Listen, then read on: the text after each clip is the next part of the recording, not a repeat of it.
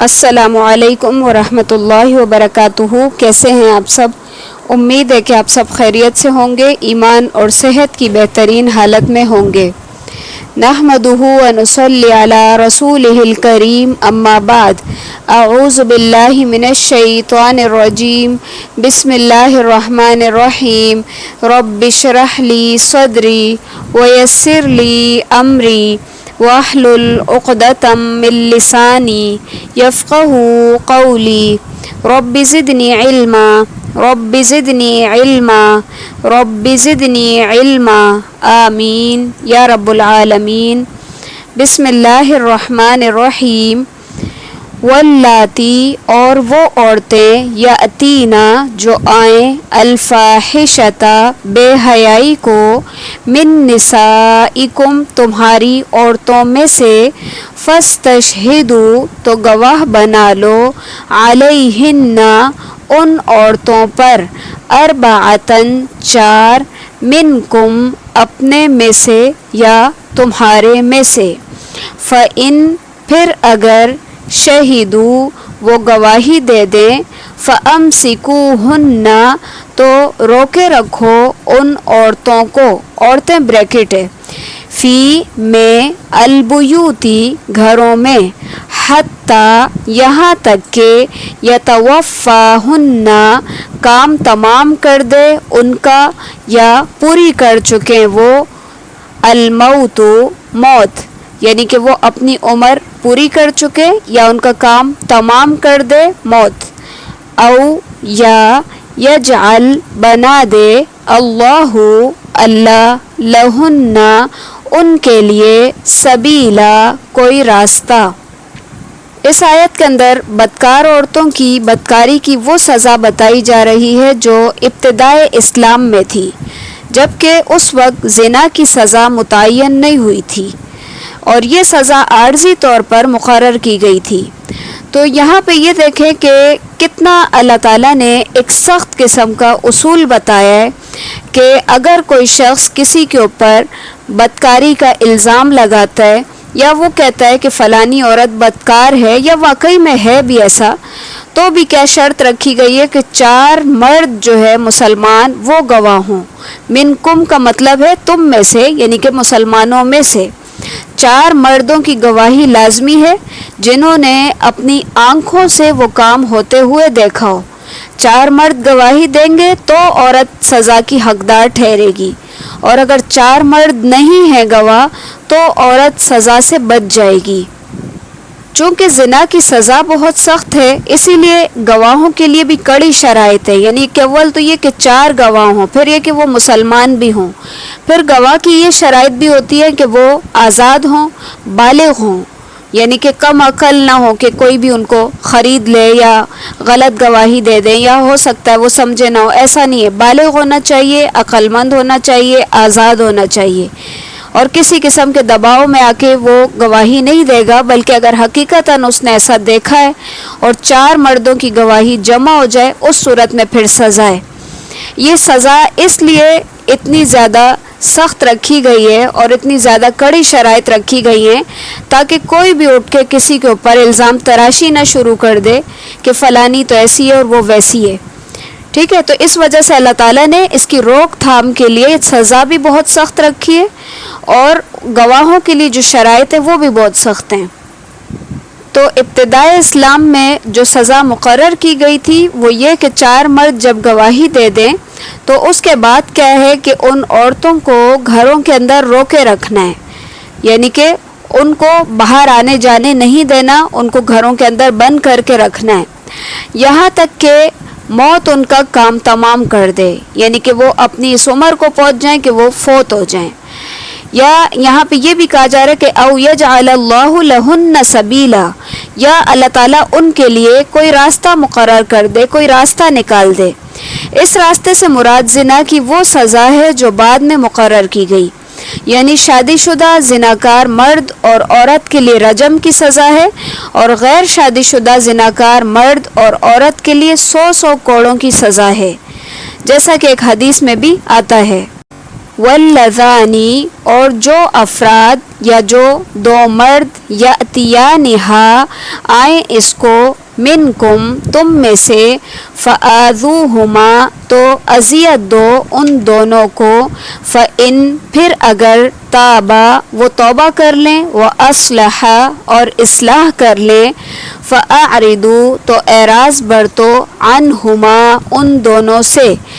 ان اللہ بے شک اللہ کانا ہے توابن بہت توبہ قبول کرنے والا رحیمہ بہت رحم کرنے والا۔ اس آیت کے مختلف معنی بیان کیے گئے ہیں۔ بعض نے اس سے اغلام بازی مراد لیا یعنی عمل قوم لوط یعنی دو مردوں کا آپس میں غلط تعلق، اور بعض نے اس سے باکرہ مرد اور باکرہ عورت مراد لیے ہیں یعنی غیر شادی شدہ مرد اور غیر شادی شدہ عورت، اور اس سے پہلے کی آیت کو انہوں نے محصنات یعنی کہ شادی شدہ کے ساتھ خاص کیا ہے، اور بعض نے اس کے تثنیہ کے صیغے سے مرد اور عورت مراد لیے ہیں، اس کے علاوہ یہ کہ وہ باکرہ ہوں یا شادی شدہ ہوں۔ ابن جریر رحمۃ اللہ علیہ نے دوسرے مفہوم یعنی کہ باکرہ مرد اور عورت کو ترجیح دی ہے، اور پہلی آیت میں بیان کردہ سزا کو نبی صلی اللہ علیہ وسلم کی بتائی ہوئی سزائے رجم سے، اور اس آیت میں بیان کردہ سزا کو سورہ نور میں بیان کردہ 100 کوڑوں کی سزا سے منسوخ قرار دیا ہے، کیونکہ یہاں پہ یہ کہا جا رہا ہے کہ اگر تم میں سے کوئی دو لوگ بدفعلی کریں تو ان کو ایذا دو، یعنی کہ ہاتھ سے یا زبان سے لان تان کرنا یا ان کو زد و کوب کرنا وغیرہ، لیکن یہ چونکہ منسوخ ہے، جیسے کہ ابھی میں نے آپ کو بتایا کہ اگر تو وہ شادی شدہ ہے تو رجم کی سزا ہوگی، اور اگر غیر شادی شدہ ہے تو 100 کوڑوں کی سزا ہوگی۔ اور فَأَعْرِضُوا کا مطلب یہ ہے کہ اگر وہ توبہ کر لیتے ہیں اور اپنی اصلاح کر لیتے ہیں تو پھر ان کو ان کی گزشتہ زندگی کے اوپر بار بار ان باتوں کو دہرا کر ان کو تکلیف نہ دو، یعنی کہ ان کی ان باتوں کو بھول جاؤ جو ان سے گناہ ہوا تھا، کیونکہ ہمارے معاشرے میں ایک یہ بھی چیز بہت ہے کہ جب کسی سے کوئی گناہ ہو جاتا ہے اس وقت تک تو لوگ زیادہ تر کچھ نہیں کہتے، لیکن جب وہ بندہ نادم ہوتا ہے اپنے اس گناہ کے اوپر اور پھر وہ توبہ استغفار کرتا ہے تو لوگ اس کے پیچھے پڑ جاتے ہیں کہ 100 چوہے کھا کے بلی حج کو چلی، یعنی کتنی غلط بات ہے یہ کہ کسی کا ماضی بار بار دہرا کر اور اس کو ذلیل کرنا اس کے ماضی کو لے کے، حالانکہ کیا پتہ جب اس نے توبہ کی تو اس کی توبہ کتنی کوئی اللہ تعالیٰ کی بارگاہ میں قبول ہوئی ہو اور اللہ تعالیٰ کو کتنی پسند آئی ہو، کسی کا کچھ پتہ نہیں ہے۔ اسی لیے یہاں پہ کہا گیا کہ ان سے اعراض برتو، یعنی ان کو وہ بار بار تانے نہ دو اس بات کے، اور بے شک اللہ تعالیٰ تو بہت توبہ قبول کرنے والا ہے، بہت رحم کرنے والا ہے۔ پھر مزید فرمایا انما بے شک التوبۃ توبہ علی اوپر اللہ کے للذین ان لوگوں کے لیے ہے یعملون جو عمل کرتے ہیں السوء برا بجہالت ساتھ جہالت کے ثم پھر یتوبون وہ توبہ کرتے ہیں من سے قریب سے فاولئک تو یہی لوگ ہیں یتوب توبہ قبول کرتا ہے اللہ یا یتوبو کا ایک معنی ہوتا ہے رحم کرتا ہے اللہ علیہم ان پر وکانا اور ہے اللہ علیمن علم والا حکیمہ حکمت والا۔ اس آیت سے یہ پتہ چلتا ہے کہ اللہ تعالیٰ توبہ قبول کرتے ہیں ان لوگوں کی جو کوئی عمل کر لیتے ہیں، کوئی برا کام کر لیتے ہیں جہالت کے ساتھ۔ جہالت کے اندر لا علمی بھی آ جاتی ہے، اور اگر کسی کے اوپر جذبات کا ایسا غلبہ ہو کہ اس وقت اس کی عقل کام نہ کرے تو وہ بھی پھر اسی کے اندر آتا ہے، جیسے کہ حدیث میں آتا ہے نا کہ جب مومن چوری کر رہا ہوتا ہے تو اس وقت وہ مومن نہیں ہوتا، ٹھیک ہے، تو یعنی کہ اس وقت اس کا ایمان اس سے علیحدہ ہو جاتا ہے، جس وقت وہ کوئی غلط کام کر رہا ہوتا ہے، کوئی چوری کر رہا ہوتا ہے، کوئی زنا کر رہا ہوتا ہے یا کوئی اور اس طرح کا جب وہ فعل کر رہا ہوتا ہے، حالانکہ وہ مومن ہے، اس کو پتہ ہے کہ یہ چیز غلط ہے، لیکن پھر بھی کیا ہوتا ہے کہ اس کا ایمان اس وقت اس سے اٹھ جاتا ہے، یعنی وہ جہالت کی کیفیت میں ہوتا ہے اس وقت۔ تو جب اس کے اوپر جہالت طاری ہو جاتی ہے اس وقت اس سے کوئی برا فعل ہو جاتا ہے، پھر یہ کہ جب وہ اپنے ہوش و حواس میں آتا ہے تو پھر وہ توبہ کر لیتا ہے، فوراً نادم ہوتا ہے، اللہ تعالیٰ سے توبہ کرتا ہے، تو اللہ تعالیٰ پھر ایسے لوگوں کی توبہ قبول کر لیتے ہیں. یعنی وہ بار بار گناہوں کے اوپر اصرار نہیں کرتا بلکہ فوراً سے توبہ کرتا ہے. یعنی من قریب کا یہی معنی ہے کہ جلدی توبہ کر لیتا ہے، موت کا انتظار نہیں کرتا یا بوڑھا ہونے کا انتظار نہیں کرتا کہ بوڑھے ہوں گے تو تب دیکھی جائے گی پھر توبہ کر لیں گے. وہ فوراً سے توبہ کر لیتا ہے، جب اس سے گناہ ہوا اور جیسے ہی اس کو احساس ہوا اس نے توبہ کر لی. پھر مزید فرمایا وَلَيْسَتِ اور نہیں ہے التَّوْبَةُ توبہ لِلَّذِينَ ان لوگوں کے لیے يَعْمَلُونَ جو عمل کرتے ہیں السَّيِّئَاتِ برے، حتیٰ یہاں تک کہ اذا جب حضر آ جائے احدہم ان میں سے کسی ایک کو الموت موت، قال وہ کہے انی بے شک میں تبتو توبہ کرتا ہوں الآن اب، ولا اور نہ الذین ان لوگوں کی یموتون جو مرتے ہیں وہم اور وہ کفار کافر ہوتے ہیں، اولئک یہی لوگ ہیں اعتدنا تیار کیا ہم نے لہم ان کے لیے عذاباً عذاب علیما دردناک. اس آیت سے یہ پتہ چل رہا ہے کہ موت کے وقت کی گئی توبہ قبول نہیں ہوتی. یعنی کہ جب انسان کے اوپر نزع کی کیفیت طاری ہو جائے اور وہ سمجھ جائے کہ اب اس کے پاس ٹائم نہیں ہے اور وہ توبہ کرنے لگے اس وقت، تو اس وقت پھر اس کی توبہ قبول نہیں ہوتی. کیونکہ ڈوبتے وقت تو فرعون نے بھی توبہ کی تھی اور وہ بھی کہہ رہا تھا کہ میں اب ایمان لایا ہوں، لیکن کیا ہوا، اس کا ایمان لانا اس کو فائدہ نہیں کیا. تو بالکل اسی طرح مرتے ٹائم توبہ بھی فائدہ نہیں دیتی. توبہ تب فائدہ دیتی ہے جب انسان اس کو صحت اور تندرستی کی حالت میں اپنی زندگی کے ایام کے اندر ان کو کرتا ہے، جب وہ توبہ اس کی قبول ہو جاتی ہے.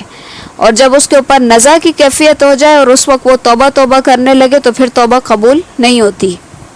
یا ایہا الذین آمنوا اے لوگو جو ایمان لائے ہو، لا یحل نہیں ہے حلال لکم تمہارے لیے ان کے ترثو تم وارث بن بیٹھو النساء عورتوں کے کرہا ناپسندیدگی سے یا زبردستی، ولا اور نہ تعدلوہن تم روکو ان کو لتذہبوا تاکہ تم لو ببعض ساتھ بعض کے ما جو آتیتموہن دیا تم نے ان عورتوں کو، الا سوائے اس کے ان کے یأتینا وہ آئیں بفاحشۃ بے حیائی کو، مبینہ واضح، وعاشروہن اور زندگی بسر کرو ان کے ساتھ بالمعروف دستور کے مطابق یا بھلے طریقے سے. فإن پھر اگر کرہتموہن وہ ناپسند ہوں تم کو، فعسیٰ تو امید ہے ان تکرہوا کہ تم ناپسند کرو شیئن کسی چیز کو، ویجعل اور بنا دے اللہ اللہ فیہ اس میں خیرن خیر کثیرا بہت زیادہ. اسلام سے پہلے عورت پر ایک ظلم یہ بھی ہوتا تھا کہ کسی شخص کے مر جانے پہ اس کے گھر والے اس کے مال کی طرح اس کی عورت کو بھی زبردستی جو ہے قبضے میں لے لیتے تھے، اس کے زبردستی وارث بن جاتے تھے اور خود اپنی مرضی سے اس کی رضامندی کے بغیر اس سے نکاح کر لیتے تھے یا اپنے بھائی بھتیجے سے اس کا نکاح کر دیتے تھے. یہاں تک کہ ستیلا بیٹا تک مرنے والے باپ کی عورت سے نکاح کر لیتا تھا، یا اگر چاہتے تو اسے کسی بھی جگہ نکاح کرنے کی اجازت نہ دیتے اور وہ ساری عمر یوں ہی گزارنے پہ مجبور ہوتی.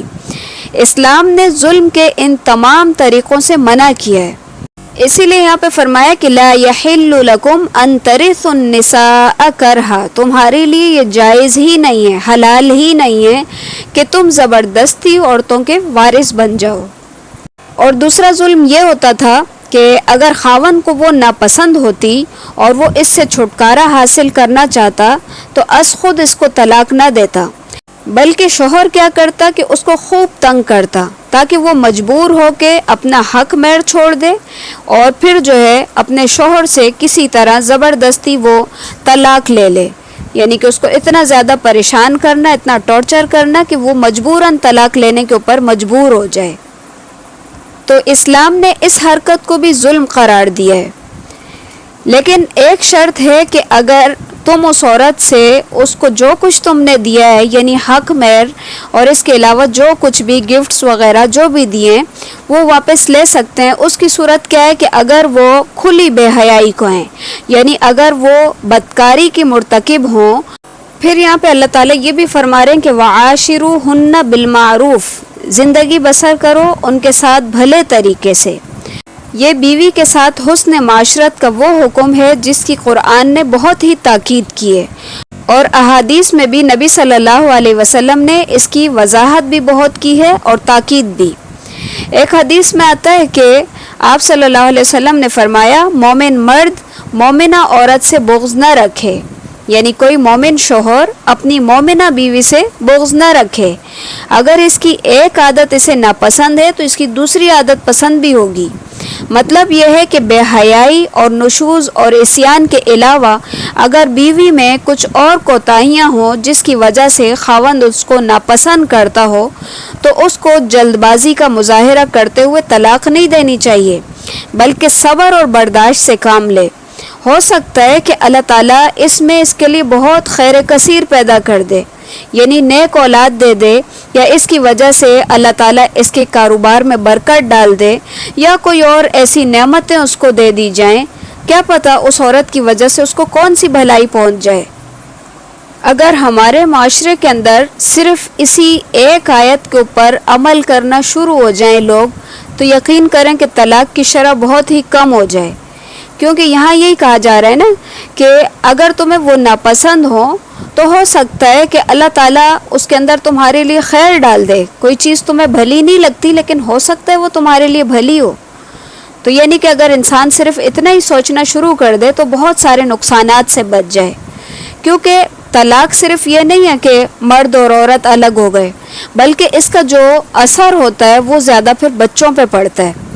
کیونکہ عورت کو بھی دوسرا شوہر مل جائے گا اور مرد کو بھی دوسری بیوی مل جائے گی، لیکن بچوں کو والدین نہیں ملیں گے۔ تو اس لیے ان بچوں کا یہ خیال کرنا چاہیے اور کوشش کرنی چاہیے کہ آپس میں ایک دوسرے کی جو اچھی عادتیں ان کے اوپر نظر ڈالے انسان، اور برائیوں کو ایک طرف رکھتا رہے، کیونکہ برائی سے خالی تو کوئی بھی انسان نہیں ہے، کیونکہ سارے بشر ہیں، خطا کے پتلے ہیں، تو غلطیاں ہر شخص سے ہوتی ہیں، لہٰذا اس رشتے کے اندر تو خاص طور سے دل کو وسیع رکھنا چاہیے اور ایک دوسرے کی کمی کوتاہیوں کو درگزر کے ساتھ معاف کرتے رہنا چاہیے، تو زیادہ بہتر یہی ہے، اور یہ ہمارے حق میں بھی بہتر ہے، یعنی کہ زندگی گزارنے کے لیے بھی یہ سکون کا باعث ہے۔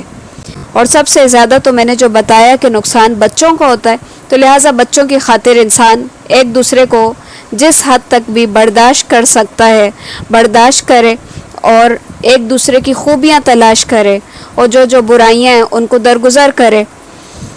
تو اسی کے ساتھ ہمارے آج کے لیسن کا اختتام ہے۔ سبحانک اللہم و بحمدک، نشہد ان لا الہ الا انت، نستغفرک و نتوب الیک۔ السلام علیکم ورحمۃ اللہ وبرکاتہ۔